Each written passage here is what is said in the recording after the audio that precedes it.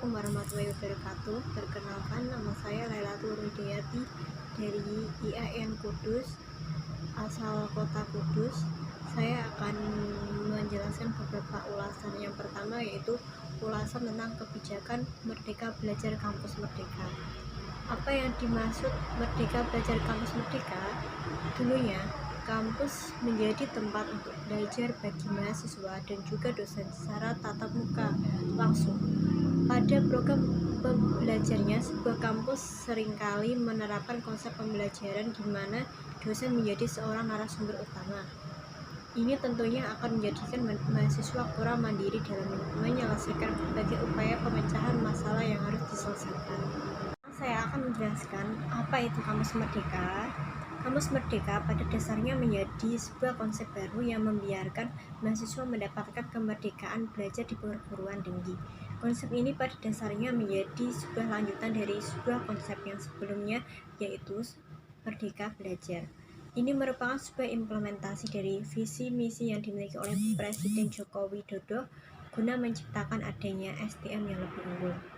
Konsep kampus yang merdeka rencananya akan segera dilangsungkan untuk mendapatkan pembelajaran yang lebih berkualitas. Dalam penerapannya, konsep ini nantinya mahasiswa akan diberikan keleluasaan selama 2 semester pada program pembelajarannya untuk melakukan kegiatan di luar kelas. Konsep ini pada dasarnya menjadikan mahasiswa untuk lebih bersosialisasi dengan lingkungan di luar kelas. Jadi, mahasiswa nantinya secara tidak langsung akan diajak untuk belajar caranya hidup di lingkungan masyarakat. Pada dasarnya, kebijakan tersebut bertujuan untuk dapat mengenalkan adanya dunia kerja pada mahasiswa sejak dini, sehingga kemudian mahasiswa akan jauh lebih siap kerja setelah nantinya lulus dari sebuah perguruan tinggi yang tersedia. Menteri Nadiem pada dasarnya telah menciptakan sebuah terobosan yang akan mendorong mahasiswa untuk bisa belajar selama 2 semester di luar kampus. Perencanaan Kampus Merdeka menjadi sebuah upaya untuk memberikan kesempatan bagi mahasiswa dalam menentukan mata kuliah yang nantinya akan diambil. Tujuan dari penerapan kampus yang merdeka adalah agar mahasiswa nantinya memiliki kemampuan untuk menguasai beragam keilmuan yang berguna di dunia kerja nantinya. Dalam kampus yang merdeka sendiri ada 4 hal yang disampaikan oleh Menteri Nadiem Makarim. 4 hal tersebut akan dibahas secara lengkap di bawah ini agar Anda bisa lebih paham akan hal tersebut.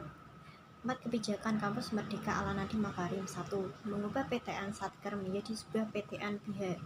Dalam kebijakan Kemendikbud dalam kaitannya dengan penerapan kampus yang merdeka adalah mengubah PTN Satker untuk kemudian menjadi PTN BH. PTN Satker adalah sebuah perguruan tinggi negeri dengan status sebagai satuan kerja di mana di dalamnya terdapat layanan umum yang tersedia. Perubahan tersebut dilakukan dengan mengubah PTN Satker menjadi PTN BH atau yang disebut perguruan tinggi negeri dengan kekuatan badan hukum.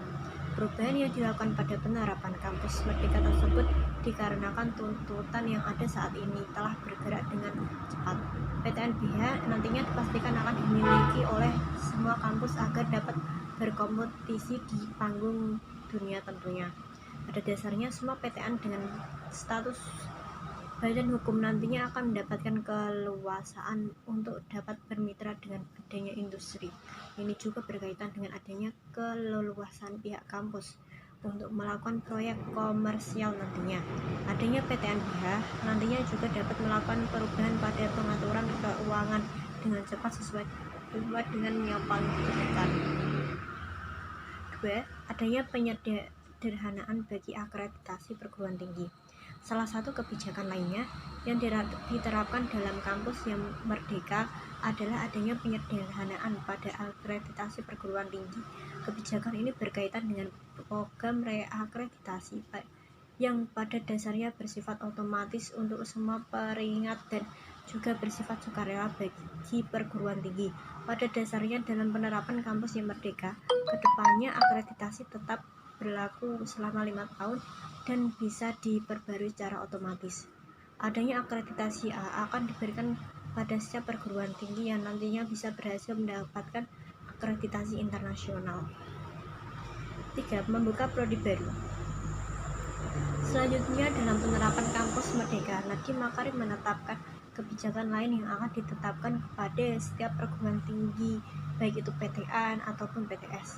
Kebijakan ini berkaitan dengan otonomi bagi setiap perguruan tinggi, baik PTN ataupun PTS, untuk membuka atau mendirikan sebuah program studi yang baru. Otonomi pendirian prodi baru nantinya akan diberikan jika sebuah PTN atau PTS telah memiliki akreditasi A ataupun B. Nadiem melanjutkan bahwa hak otonomi tersebut diberikan jika telah melakukan kerjasama dengan organisasi atau universitas yang masuk pada GS Top 100 World Universitas.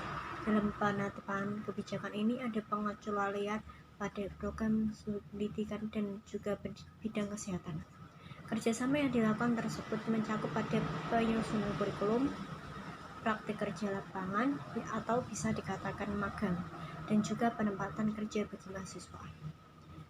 Dalam pembukaan atau pendirian prodi baru nantinya, Kemendikbud akan melakukan kerjasama dengan perguruan tinggi serta mitra prodi dalam melakukan pengawasan.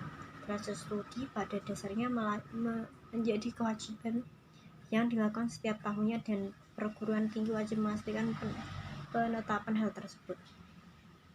4. Adanya kegiatan 2 semester di luar kampus. Nadiem mengatakan bahwa pada dasarnya apapun yang dipelajari seringkali hanyalah menjadi sebuah starting point saja yang dimiliki. Adanya kebijakan untuk melakukan kegiatan selama 2 semester di luar kampus pada dasarnya menjadi sebuah bentuk kemerdekaan yang didapatkan oleh mahasiswa. Kegiatan di luar kampus bisa dilakukan dengan berbagai macam hal, mulai dari magang atau praktik pada suatu organisasi.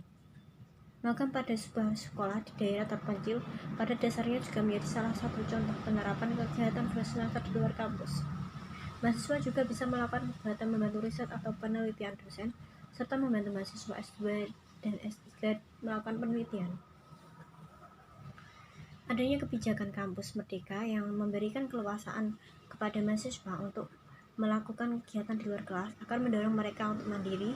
Kampus yang memberikan keleluasaan kepada mahasiswa untuk kegiatan di luar kelas akan membantu mereka lebih tahu penerapan ilmunya dalam suatu bidang kerja. Ini akan membantu mahasiswa untuk kemudian yang lebih siap menghadapi dunia kerja yang saat ini semakin sulit. 4. Kebijakan tersebut pada dasarnya akan mendorong keberhasilan pada penerapan kampus merdeka yang diterapkan nantinya. Semua pihak tentu perlu mendukung adanya penerapan kampus yang merdeka yang membantu mahasiswa lebih siap menjadi. Baik, selanjutnya saya akan menjelaskan alasan latar belakang saya kenapa bergabung dengan relawan mengajar. Karena agar saya nantinya memiliki kemampuan untuk menguasai beragam keilmuan yang berguna di dunia kerja nantinya. Selain itu, saya ingin mengamalkan pengalaman saya sebagai mahasiswa dalam mengajarkan ilmu yang sudah saya dapatkan dan mengamalkannya di masyarakat. Setelah itu, saya akan menjelaskan sasaran siswa yang saya bantu. Sasaran siswa yang saya bantu adalah siswa SD atau SMI yang duduk di bangku kelas 1 sampai dengan kelas 6, SD atau MI yang berada di Desa Kaling, Kecamatan Jekulo, Kabupaten Kudus. Selanjutnya, saya akan menjelaskan ulasan materi yang saya ajarkan.